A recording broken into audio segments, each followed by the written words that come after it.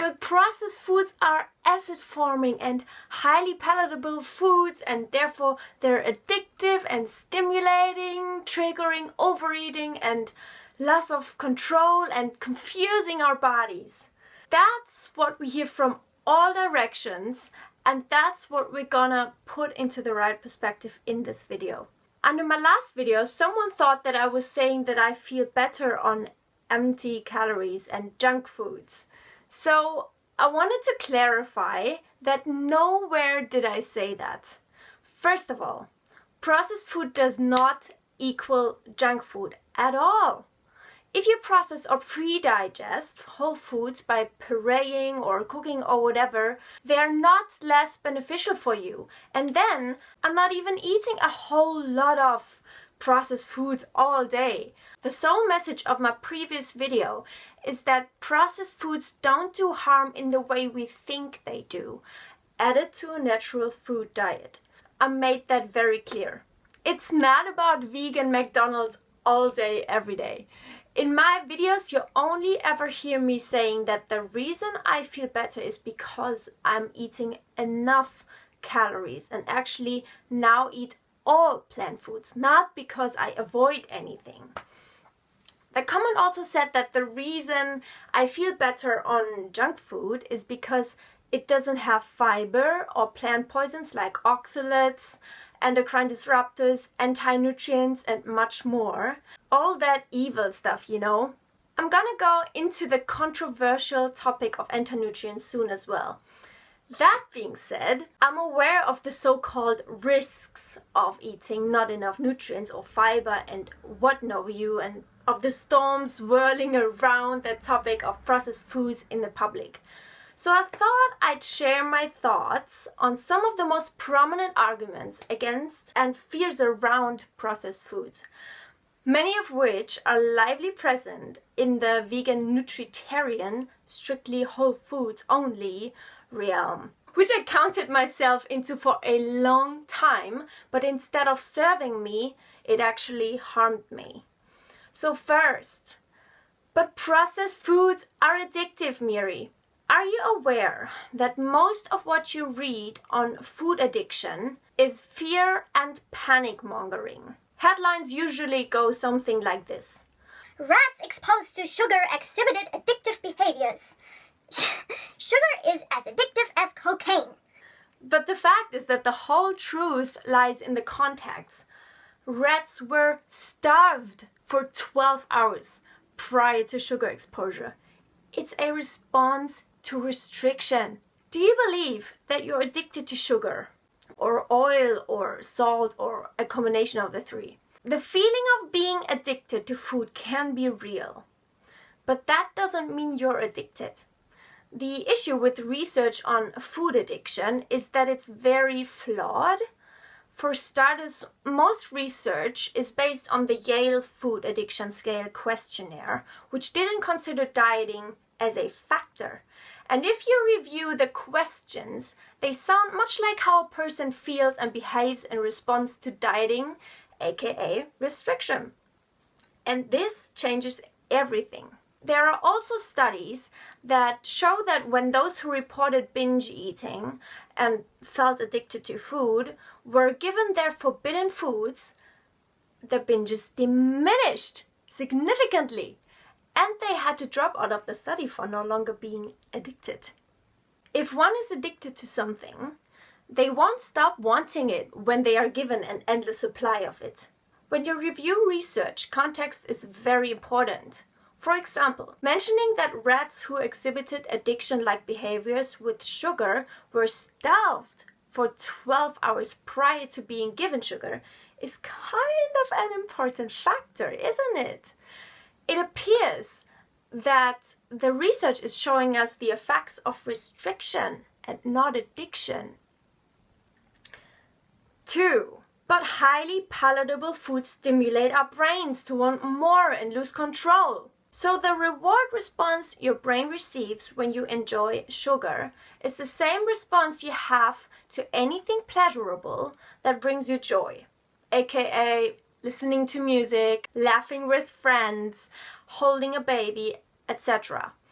It's like saying people are addicted to laughing or holding babies because it brings them pleasure and they're not supposed to be joyful but hate everything. Well, that's ridiculous. Whereas in reality, permission to eat is the antidote to binging and feeling addicted to food, and not further restriction. So what makes pleasure tricky and addictive is not the food itself, but restriction. It's important that we understand that. I'd even go as far as saying that The Pleasure Trap by Dr. Lyle, I really honor that man and respect that man, but that it has less to do with processed foods themselves, but that it rather comes into play and the fact when people restrict and don't eat enough, which is promoted and pretty much pre-programmed when they're trying to lose weight by consciously creating a calorie deficit, which what many people do actually when they're starting a vegan diet. That's often the reason why they start a vegan diet actually. A vegan diet. And then they wonder why any bites of processed food only makes them want more and they end up not being able to stop eating. So apparently, the solution is to strictly stay away from any processed food and solely stick to whole foods only. If you ask me, dieting and calorie restriction is the sole most impactful factor that is driving the addiction. Once you take away the calorie deficit, that addiction is gone. Personally, I never feel the urge to eat more of processed foods than feels comfortable, even though they taste intense, highly palatable. I'm not saying that that's the case for everybody else then, but we need to recognize that binging and overeating only ever emerge from a place of restriction and undereating. For me, all feelings of loss of control around foods, especially around highly palatable foods, stopped when I consciously stopped undereating and started eating a ton and allowing myself to eat anything, whatever I want. Once we learn how our body and senses react to food in general, and processed food especially, in a state of starvation or deprivation or restriction, we realize that it's not the foods, nor their preparations, nor their processing's fault that we want more of their food, independently from what food it is and how processed it is. And then it also is no wonder why our bodies respond stronger to processed foods with stronger desires. It's because they know they are more dense, more energy rich, lesser volume, easily digested. So they instinctively choose them over lower calorie foods, higher fiber, higher water, higher volume foods. Because they are incredibly smart. They outsmart our mind and our logic. Even when we are actually trying to outsmart them with things like volume eating, eating times and windows, and intentional low calorie density. And it's only when we try to rely on our mind and begin to overthink food and adapt media's point of view on food, and then therefore start to restrict and deprive and starve and control and portion size and calorie count and all of that stuff, that we start to develop food issues and disordered thoughts and behaviors around food.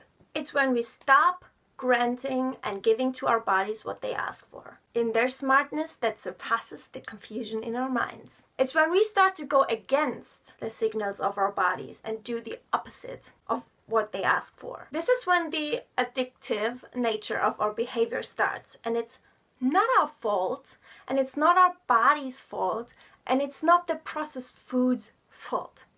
It's the diet culture's fault, which categorizes everything into good and bad and leads us to allow the good and fear the bad. And our task is to find the balance, that's the challenge, of not going against nature, not going against our bodies, and not going against established science. But most of all, our task is to learn to be mindless again, which is the only real, true, intuitive eating, how it's done in nature by all animals. Not mindful, not overthinking, not making food such a complicated, complex thing that it never was to begin with. I'll link my video on calorie tracking versus intuitive eating for you here, somewhere. It can be a long way to even get the body signals running again. And some of us even lost their hunger, satiety, and appetite signals. That's how far their body has downregulated metabolism already. So if you don't experience hunger or are full after an apple or two, that's not because your body has enough, but because you're so far into restriction and so far away from your body that these conversations with your body don't work anymore. The only way back to a smooth and respectful conversation with your body is to eat. A lot, much more than you think you need. 2,500 plus calories as the utmost minimum without extra exercise. Just living your life. This is how you will gain the trust of your body again, and how it will start upregulating your systems again, and to the point where it will give you those signals again as clearly as the stars in the cloudless skies. And then from there, it's all about doing exactly what those signals tell you and never ignoring them again. This is how you get into your best shape and health. Diet culture makes it look super complicated and difficult and a chore, but it really is that simple. Just work with your body, not against it. There are no short-term gimmicks. Like there are, but they don't work. But we hope they do. Third, but processed food is acid forming. So that's a big one. I myself fell for that one.